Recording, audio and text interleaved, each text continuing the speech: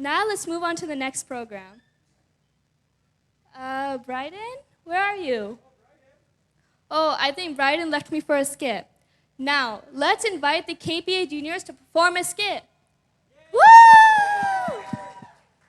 The name of the skit is Jesus Takes a Lead. Today, we will hear 3 stories that Jesus told about how to live wisely, make good choices, and be prepared for his return. Let's listen closely because these stories all teach us one thing. We must be ready for the work God has for us, and we must build our lives on a strong foundation. 2 builders are constructing houses in different locations. One is building on a solid rock foundation, and the other is building on sand. Now Jesus tells us a story about 2 builders who built houses in different ways. I'm building my house on a strong rock foundation. When the storm comes, I know my house will stand strong. Bother with the rock. It takes too long. I'll just put on the sand and it'll be fine. Days passed, and both houses were soon finished. But soon a storm came, a fierce wind, and a rain that shook the ground. A storm begins. The wind howls and the rain pours down. The wise builder's house stands strong while the foolish builder's house starts to collapse. My house is secure, no matter how fierce the storm. No, I didn't build my house on a strong foundation. Jesus said that the wise builder is like a person who hears his words and obeys them.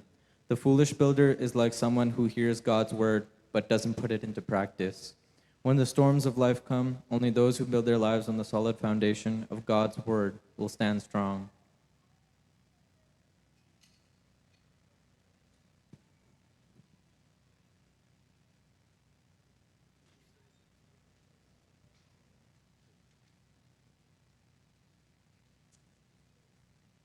A vineyard. A landowner sends servants to collect the fruit from his vineyard, but the tenants mistreat them. The landowner sends more servants, but soon his son and the tenants refuse to honor the landowner's authority.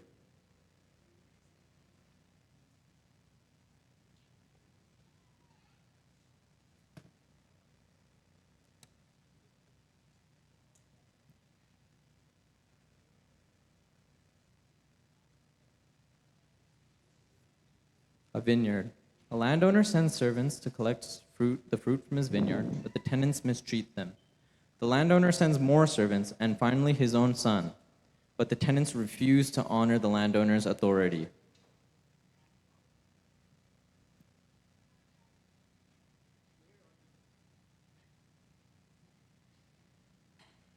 Where are my servants?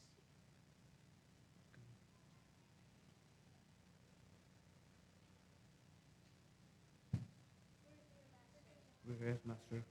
My servants, I have built a vineyard and entrusted to these tenants. Please go collect the fruit that is due to me. Yes, master. You know what? Let's keep the fruit for ourselves and refuse to give it to the landowner. We can take it all. Let's see it for ourselves. He will never know what we do with it.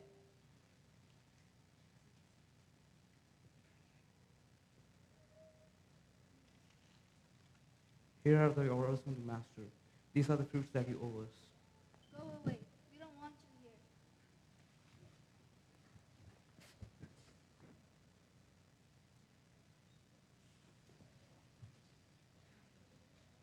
Master's servants are brutally beaten by the tenants.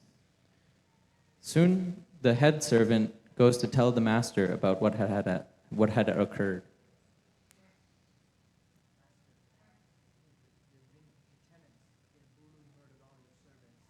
Oh no. Maybe I should send my son. Surely they'll respect him, right? Oh, son. Son. The landowner calls for his son, Son. the landowner calls for his son, thinking that the son will be able to get the fruits from the tenants. Son. Landowner continues to call for his son. Check. Yes, Daddy. Father. Son, could you please get the fruits from my vineyard? Just as you wish, Father.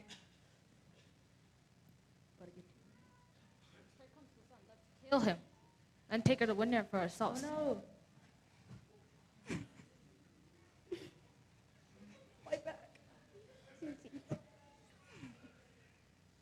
The landowner's son is brutally killed. The head servant goes to tell the landowner about what had occurred.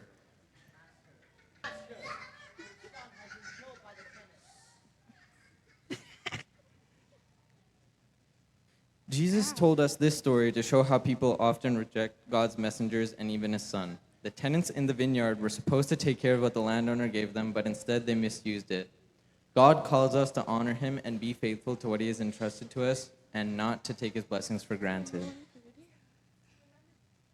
A wealthy man is preparing to go on a journey. He calls his servants and gives them money to manage while he is gone. The master's servants, all of different work ethics, are prepared to receive the money from their master and will all invest it in different ways. Wealthy man is preparing to go on a journey. He calls his servants and gives them money to manage while he is gone.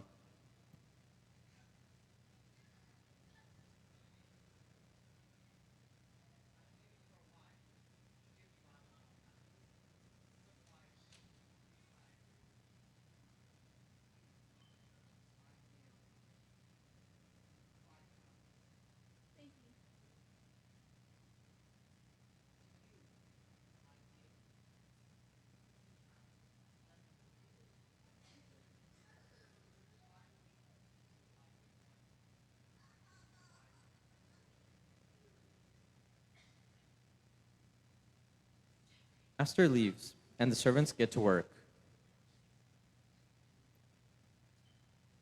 I will use this wisely to increase what my master has given me. I'll use these wisely for what my master has given me. I'll bury this so I don't lose it.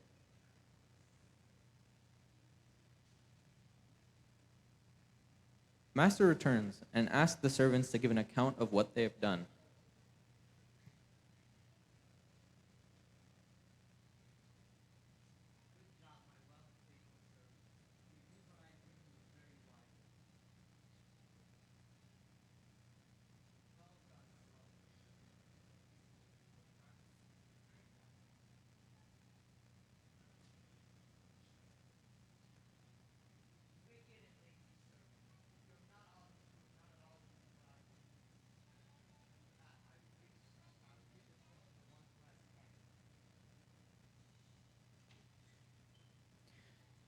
In this story, Jesus teaches us that we must use the gifts that God has given us and the opportunities that God has given us wisely.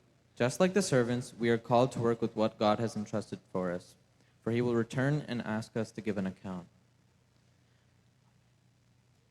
God has given us everything we need for life and godliness. We must choose to be prepared to use wisely the gifts he's given us and to build our lives on the solid foundation of his word.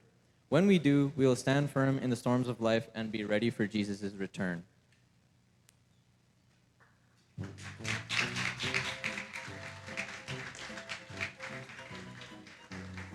That was an entertaining show, right, guys? Yes. And it was an amazing performance. Bryden, you acted really well. But not only you, the entire team did well. Actually, you just came to know that I act really well. You should ask my parents about it.